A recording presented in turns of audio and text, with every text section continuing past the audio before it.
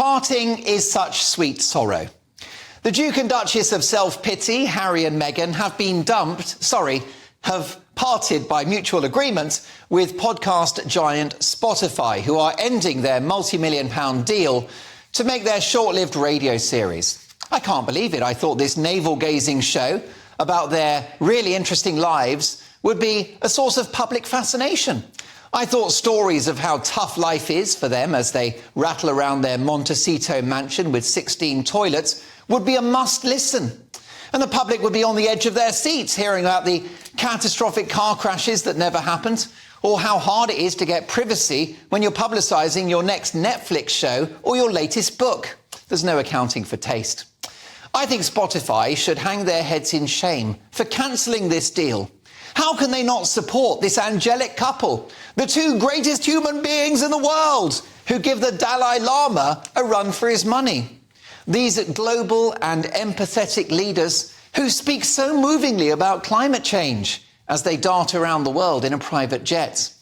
How can they not support Harry, a man who decided to leave the royal family but still wants royal protection? Of course he does. How can they not support Meghan, a true humanitarian who has dumped anyone of no further use to her, including her own father, giving her a loving childhood, paying for her acting lessons? He had it coming. There's a pattern emerging here, folks. This royal soap opera is running out of storylines. The couple have said there will be no more books, no more Netflix series, and now no more podcasts, because their endless attacks on the royal family, on the British press, and on Harry's country of birth are subject to the laws of diminishing returns. The British public long ago fell out of love with this indulgent pair of crybabies, but worryingly for them, the Americans are now turning their back on them too. You reap what you sow. And if your business model is just based on moaning about how terrible your life is, whilst you enjoy unimaginable privilege, it's unlikely to succeed. This sorry saga is a tale of two brothers, William and Harry.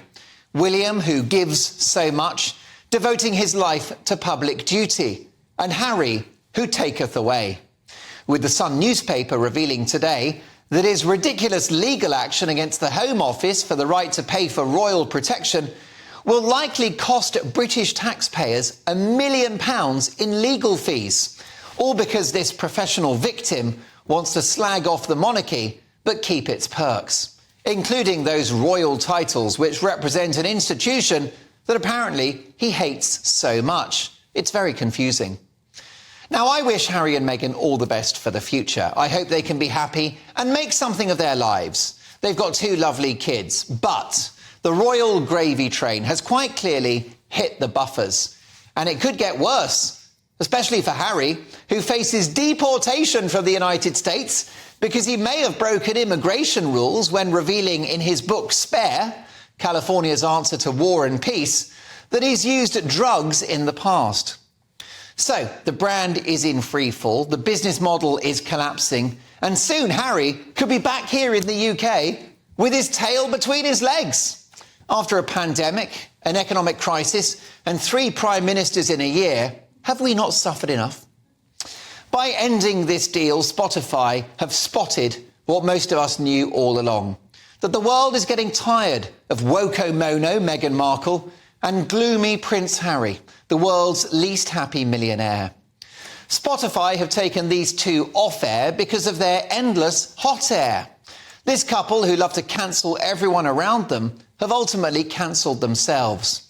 They've sold everything they can think of, including their souls, and now they're paying the price.